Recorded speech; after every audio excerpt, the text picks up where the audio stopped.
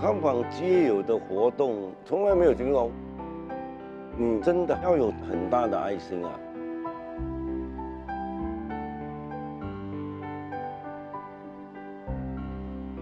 他不是白白受惠，这边的受益者到最后他们都会变成义工。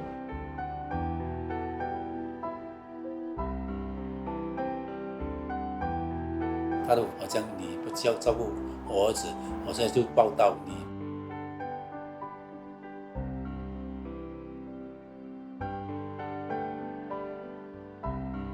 我们对他一种承诺，我们就会帮他处理他的后事，送他走完人生的这一程。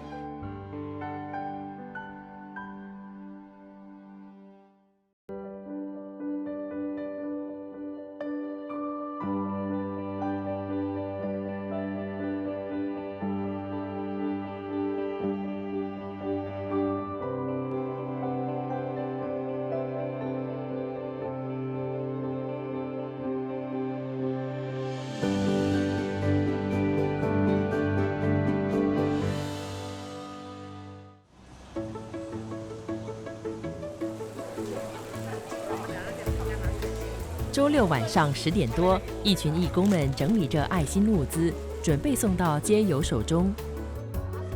我们这个街友的这个行动，我们叫做南丁格尔之灯。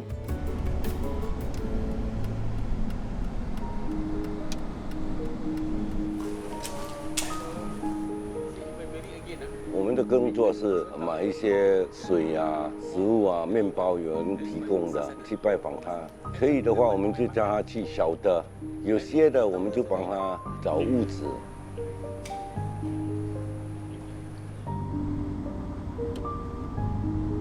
沈龙团14年前创立了茂桥中学校友社区行动小组，如今成员大约有600人。冠病疫情期间，他们开始为街友送暖，一直坚持到今天。我们是很草根的人，但我们跟他谈的都是同样的语言，他听得懂。你每星期来啊，他就知道你是真的帮忙的，因为他们担心有些1年来1次2次的，是来做一场戏啊。沈龙团安排了6位组长兵分几路，带领义工探访街友。其中一组人来到后港。亲嘞，安怎看？啊，看会使不？蔡丁峰在外露宿已有10多年，因为和家人关系疏远，他长期睡在祖屋楼下的椅子。我最好是住在这边，不要去跟人家一起住。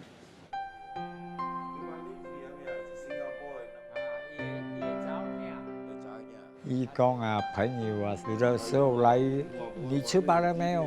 你要吃什么？我去打包来给你。蔡丁峰不在意睡觉的空间有限，却没想到有一天会发生意外。我只是翻身的时候，我翻身太多，跌倒下去。他的整个脚已经有脓了，等很烂又很肿，因为他又有 diabetes， 所以我们就很担心。我的命也是他们救的。他看到我的脚，不可以，你这样不可以。我现在打救护车来。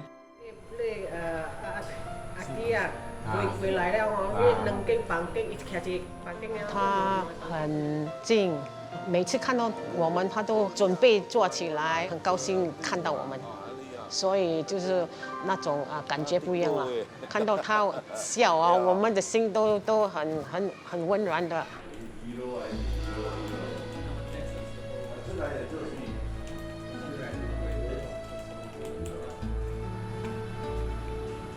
在义工的劝说下，蔡丁峰已在申请租赁祖屋，相信很快就能告别街头生活。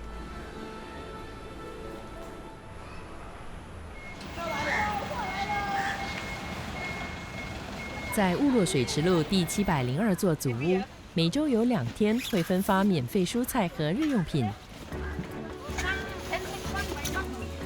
这是吴秀华成立的共享热情义工团发起的活动。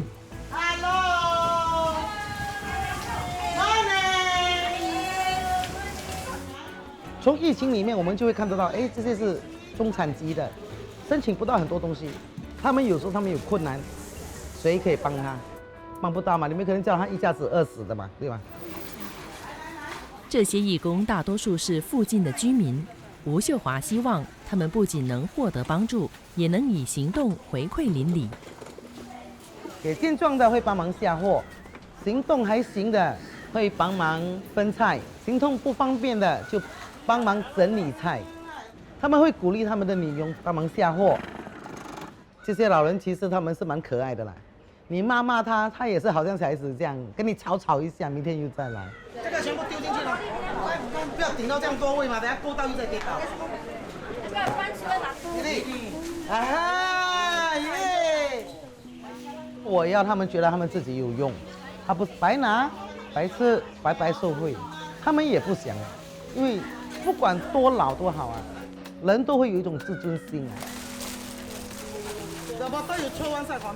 义工当中也有一些新移民，来自印尼的 Gaya 曾经依靠免费蔬菜挺过冠病疫情，如今他也想为社区尽一份力。I need to return it back. It's like helping, maybe. Sometimes when we face difficulties, then nobody help us. Sandy come and help. You know, it's like a light. We have hope. 吴秀华以前从事建筑业，有着不错的收入。2001年经历经济衰退时，他的生活一下子从高峰跌入谷底。那时候倒下来的时候啊，我是很伤心的，老实讲。本来我还以为哇，我交友广阔嘛，他们看到我好像看到鬼这样的啊，穷鬼啊，你知道？我从巴士车上下来而已，他们一看到我散会。那段时间里面，我其实有一点忧郁症了的，我刚好又怀孕了，我就很焦虑，我这个孩子怎么办？其实我想把他丢下去，我也要跳下去了。我一个朋友，他忽然间打个电话来 ，Sandy，How are you？ 我听说你有困难，你需要我的帮忙吗？当我听到他的声音的时候，我的心整个放下了。他从日本飞下来新加坡，拿一个2000块给我，这个暂时帮你渡机。那时候我真的是很感动。从那一个时间开始，我就觉得，如果有一天给我有机会再爬上来，多帮忙一些像我们这样的中产的，所以我才会做这样球。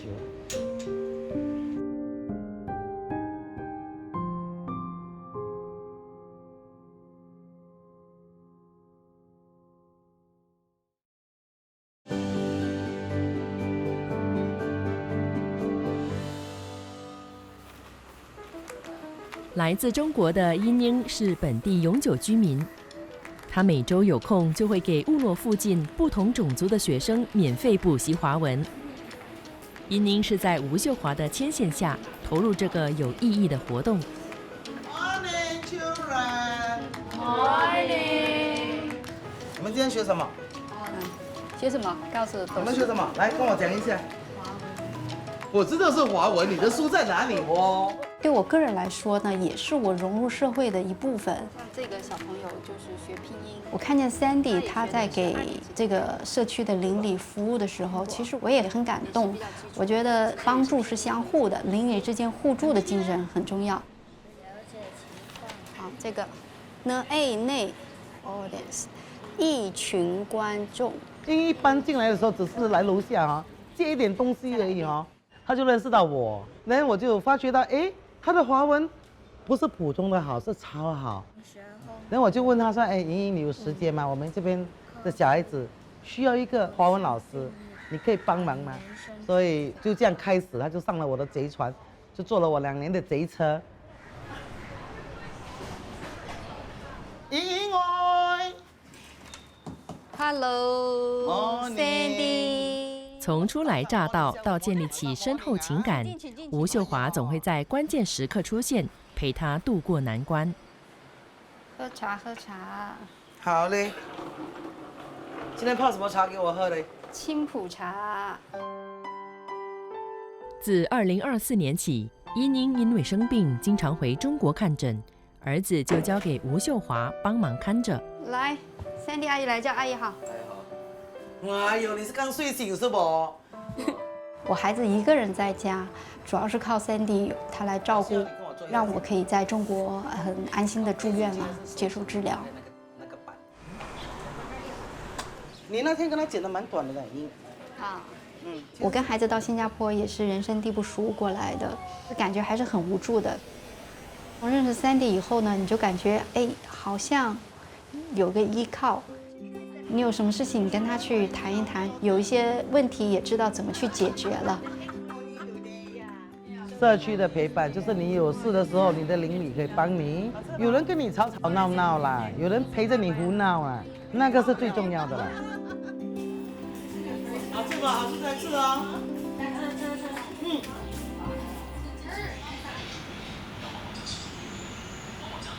67岁的林赐福在4年前搬进大巴窑这间租赁祖屋，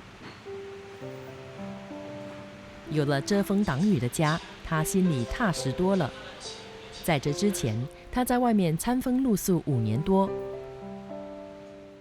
那时我进监狱，我刚刚出来的时候没有屋子，那么在那个红帽桥337楼下那边睡。早上我们出去做工，回来去咖啡店做到晚上要睡觉过去睡。在义工协助下，林赐福终于摆脱街头生活。虽然家里有床，但他宁愿睡在地上。好像习惯了，你叫我睡床我睡不下。这边的东西都是他们帮我找给我的。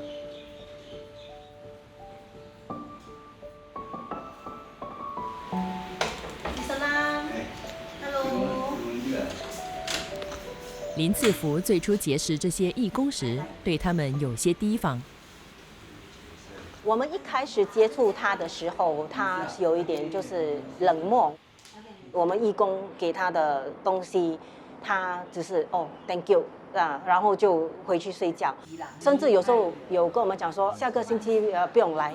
可是我们还是坚持，就是每个星期风雨不改。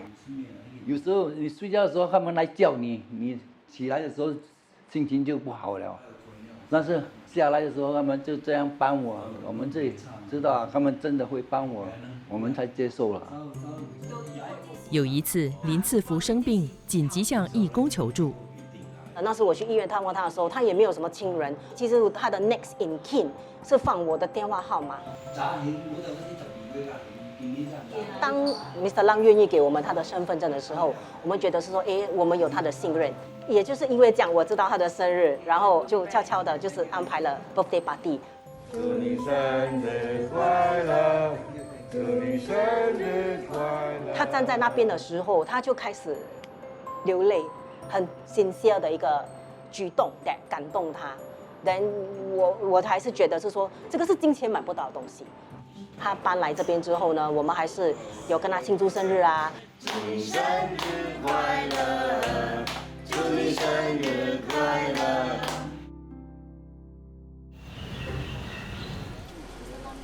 林赐福一直惦记着红帽桥的老朋友。这天，他在义工陪同下，回到以前露宿的地方，和曾经一起睡在祖屋楼下的陈文火叙旧。不要上人啊！不要上你，我嫁。我来抱你，然后我来嫁你。这个角落留下了他当街友时的印记。他在那边还是在这边？Mr. Tan 以前睡这边 ，Mr. Lang 就睡这边。睡那边差不多有4年多了，有厕所什么。那边睡觉不会有人吵你什么嘛？因为那边楼上的人，他们没有去管你们下面什么，你不要吵到人家，人家不会去complain什么嘛。如今他们2人都有了安身之所，只是近年来，林赐福身体亮起红灯，感叹时日无多。可能今年还是明年，我就看不见他们了，因为我感觉越来越虚弱了身体。他们有跟我讲要帮我做那个后事，就说不用，因为我是跟那个医院签了一个，就是说捐出去做那个无言老师。只要人家帮我们，我们可以帮到人家，我们也是帮回去。他跟我讲，他已经做了决定了，他更伟大的决定，所以我尊敬他，所以我挺感动的啊。陪伴了很重要，很重要。我每次去到他们那边，他就不让你走，因为他们也寂寞，所以你有一个人陪伴你，聆听，你可以相信的，你是幸福的。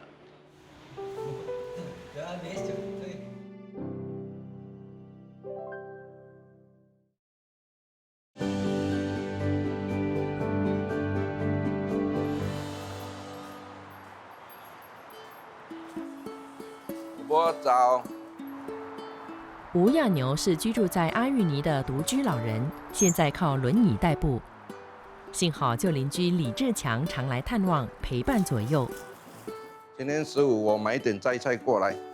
哦，等我放那边先，等一下我帮你换药。我当时跟胡伯做邻居的时候，生活还是算困苦啦，因为经济都不是很好。都是我们一起同病相怜，我的孩子就让胡伯帮我照养啊。我太太患上了癌症啊，5年前过世了，我爸爸也过世了，就剩下我单亲一个人，跟我孩子，所以觉得好像没有目标。那时想回当初胡老伯这样照顾我和我的孩子，我们回来感恩的心一样，就当着自己的父亲来。我平均2天跟他看诊，不过每天我都保持WhatsApp联系，看他有什么需要，就帮他买菜啊，带他去看医生啊，带他去医院啊。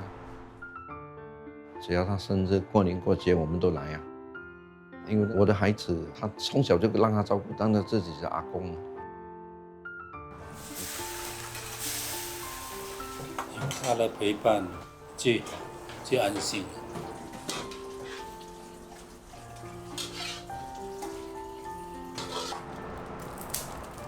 自己不好意思，他就这样自己爱心，就这样爱心。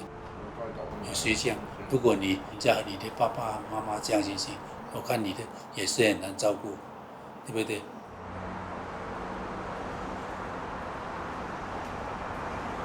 刘伯你好，吃饱了没有？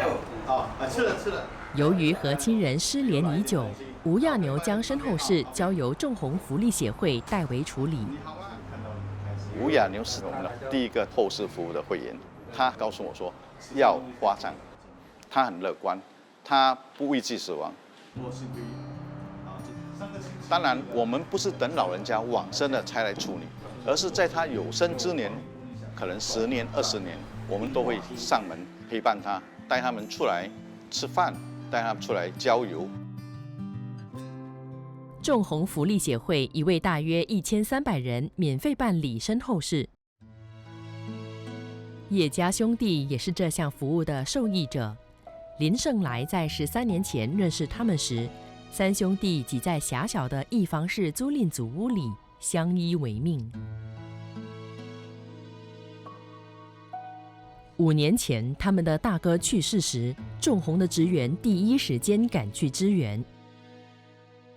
我们就是从接那一个大体开始，到办理死亡证书，然后再接下来到安排万里火化场进行火化，最后安放在我们的仲弘善堂。全程我都是陪伴着他们，所以这一个陪伴是给他们带来一个安心，最少让他们知道他们在这一条路上并不是孤单的。大哥过世后，2个弟弟由于行动不便，生活无法自理，在去年3月住进疗养院。